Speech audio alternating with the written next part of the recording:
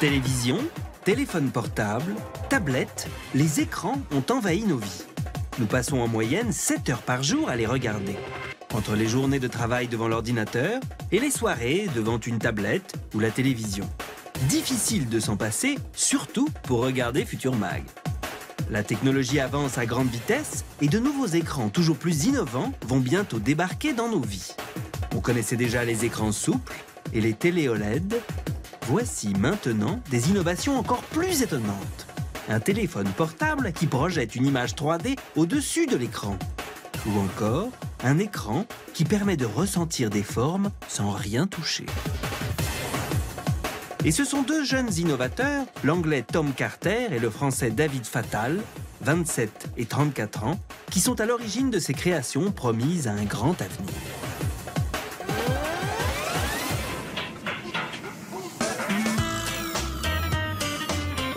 Bristol, dans le sud de l'Angleterre. Tom Carter est un jeune ingénieur en informatique de 27 ans.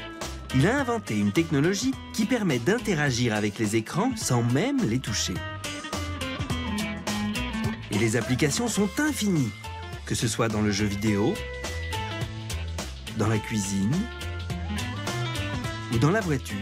Futuriste, c'est une véritable innovation qui va changer notre façon d'interagir avec le monde qui nous entoure. Dans le monde de la recherche, les gens s'intéressaient au contrôle par le geste, c'est-à-dire contrôler les choses en bougeant les mains dans l'air sans rien toucher. Si vous pouvez avoir en retour une sensation sur vos mains quand vous interagissez avec l'objet, alors c'est plus facile pour votre cerveau de comprendre ce que vous avez fait. Est-ce que votre geste a bien été compris? A-t-il été rejeté? Est-ce que le système est bien à votre écoute? Est-ce que ce que vous essayez de faire va se réaliser? Mais comment Tom Carter a-t-il réussi à accomplir cette prouesse? Son secret? Les ultrasons. Les quoi? Les ultrasons. Le jeune ingénieur développe son idée alors qu'il est encore étudiant, sans savoir que cela deviendra sa vie. L'aventure dure maintenant depuis 4 ans. Et Tom Carter imagine déjà de nombreuses applications. Le principal marché que nous visons, c'est le marché automobile, avec la possibilité de réduire le nombre de boutons sur le tableau de bord, et à la place, de pouvoir faire des gestes devant.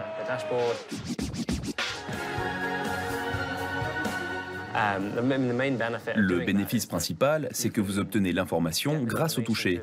Vous n'avez donc pas besoin de quitter la route des yeux pour interagir avec la voiture. Sa technologie performante fonctionne grâce à une interface dite haptique, c'est-à-dire qu'elle fait appel au sens du toucher. Tom Carter a eu la bonne idée de se servir du son, ou plutôt des ultrasons, qui font vibrer l'air et se transforment donc en sensations tactiles. Il y a toute une série de haut-parleurs qui émettent des ultrasons pour créer des sensations.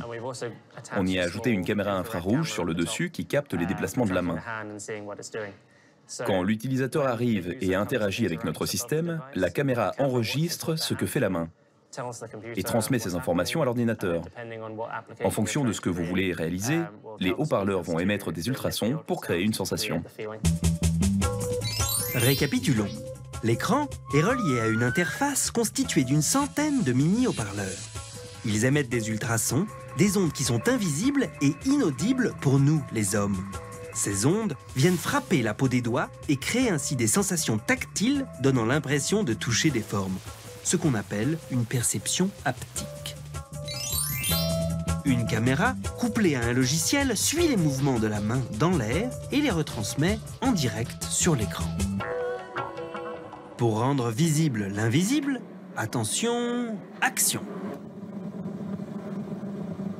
Il suffit de projeter les ultrasons sur un bain d'huile, car l'huile représente la surface de la main. Grâce au logiciel qu'il a mis au point, Tom Carter réussit à dessiner avec précision des formes avec du son. Comme par exemple cette étoile, légèrement trouble dans le bain d'huile, mais ressentie avec netteté sur la paume de la main. Il y a de l'électronique derrière les haut-parleurs, avec de petits microprocesseurs qui, grâce à nos algorithmes, déterminent quel haut-parleur allumer et à quel moment. L'innovation ici, ce n'est pas de produire des ultrasons, On sait le faire depuis le début du XXe siècle, mais bien de pouvoir les contrôler. On connaît les ultrasons depuis longtemps. Ce n'est même pas une invention, c'est un phénomène physique. Les cloches produisent des ultrasons quand elles sonnent. C'est en permanence autour de nous. L'innovation, c'est d'exploiter les ultrasons et de les manipuler pour créer des sensations tactiles. Mais qu'est-ce qu'on ressent lorsque des ultrasons viennent percuter la main? Pour le savoir, utilisons des cobayes qui vont expérimenter cette technologie surprenante avec des ondes qui sont sans danger pour la santé. Commençons avec ces bulles qui semblent éclater dans la main.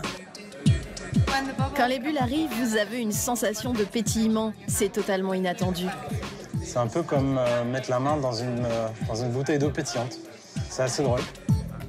Ou encore ce champ de force qui donne l'impression de passer la main dans un souffle d'air. C'est bizarre. C'est surprenant à quel point c'est précis et localisé. C'est très impressionnant.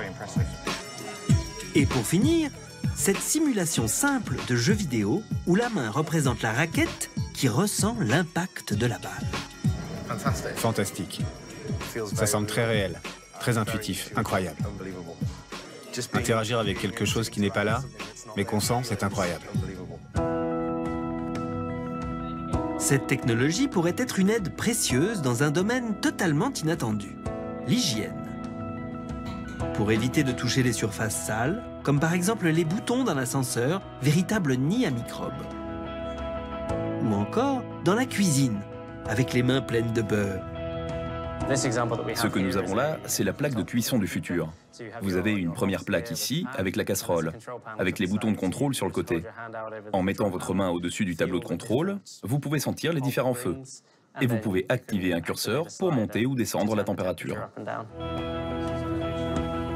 À 27 ans seulement, Tom Carter est à la base d'une entreprise aux perspectives prometteuses qui vient de lever près de 13 millions d'euros pour son développement. Une réussite à laquelle il ne s'attendait absolument pas.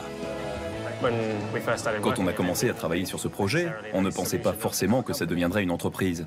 C'est sûr que c'est arrivé beaucoup plus vite que ce que l'on pensait, même si on l'espérait fortement. Mais oui, c'est un sentiment incroyable d'aller au boulot et de voir 26 personnes travailler sur mon projet de thèse. C'est un sentiment vraiment agréable. Et c'est pour l'instant encore confidentiel, mais le premier produit avec une interface haptique à ultrasons devrait débarquer sur le marché d'ici peu pour une année chargée en sensations. Je ne peux pas vous dire quel sera le premier produit. C'est un secret pour l'instant, mais ce sera révélé avant la fin de l'année.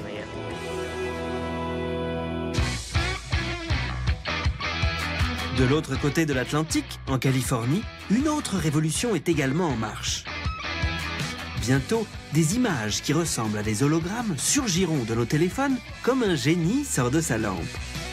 Et le génie, en l'occurrence, c'est David Fatal, un physicien français de 35 ans.